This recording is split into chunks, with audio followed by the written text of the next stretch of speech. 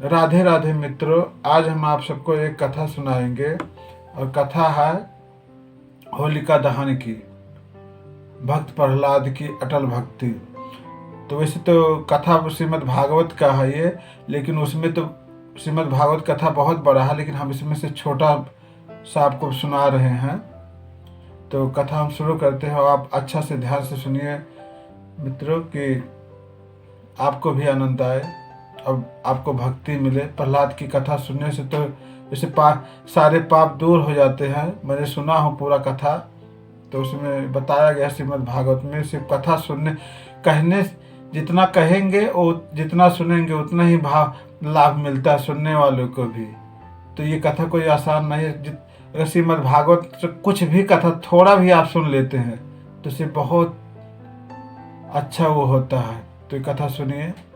बहुत समय पहले एक अत्यंत शक्तिशाली असुर राजा था, हिरण्यकश्यप। उसने कठोर तपस्या करके वरदान पाया था कि उसे कोई देवता, मनुष्य या पशु आसानी से मार नहीं सके।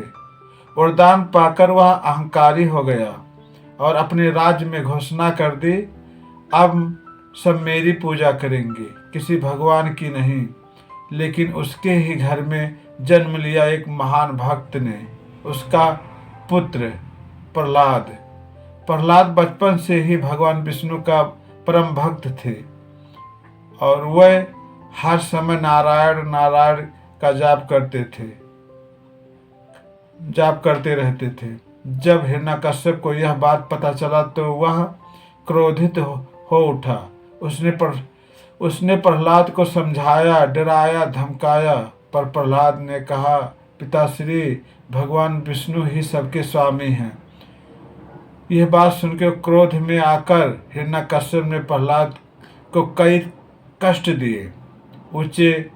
उन्हें ऊंचे से गिराया, विष दिलवाया, हाथियों से कुचलाना चाहा, पर हर बार भगवान ने अपने भक्त की रक्षा की। अंत में उसने अपनी बहन होलिका को बुलाया।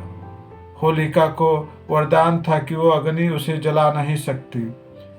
योजना बनी, होलिका आग में बैठेगी और अपनी गोद में प्रहलाद को लेकर बैठ जाएगी ताकि प्रहलाद जल जाए। अग्नि जलाई गई। होलिका प्रहलाद को गोद में लेकर अग्नि में बैठ गई, लेकिन प्रहलाद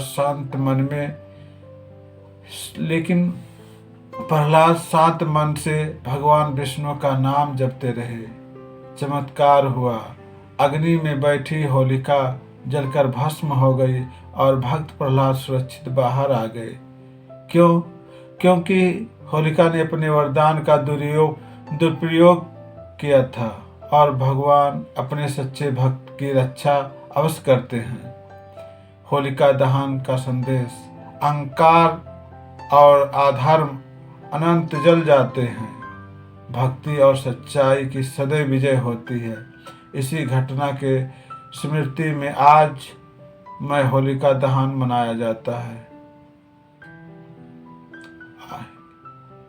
ताकि हम अपने भीतर के अहंकार, क्रोध और बुराई को अग्नि में जला सके। दोस्तों, तो ये होलिका दहन यहीं से शुरू हुआ और इसी के बिहान पहाड़ से जब अग्नि दहन हो गया, सब चले गए थे घर। फिर सुबह जब और लोग उनके दोस्त प्रहलाद के आए, बोले कि चलो देखते हमारा दोस्त जला है कि बच गया कि जला है। तो सुबह आए तो उसी राख में प्रहलाद जी बैठे हुए थे।